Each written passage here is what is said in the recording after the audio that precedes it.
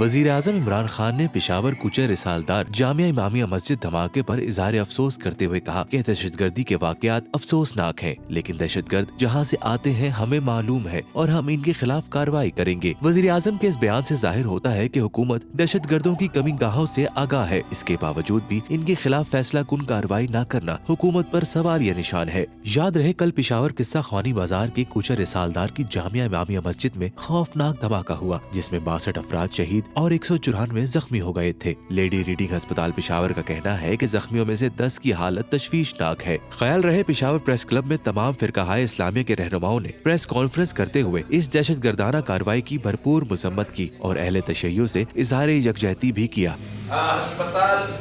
جو بیمار ہیں ان کی عیادت کے لیے بھی متحدہ علماء بورڈ اور یہ تمام بزرگان جو ہیں وہاں بھی جائیں گے، اور تعزیت کے لیے کوچہ رسالدار اور اس مسجد میں بھی جائیں گے۔ اہل تشیع حضرات میں سے بہت سارے بزرگان، علامہ نذیر حسین صاحب، علامہ عابد حسین شاکری صاحب، ان سب سے ہم باقاعدہ رابطے میں ہیں، لیکن چونکہ وہ صدمے میں ہیں، وہ غم میں ہیں، یقیناً یہ ایک بہت بڑا سانحہ ہے ان کے لیے۔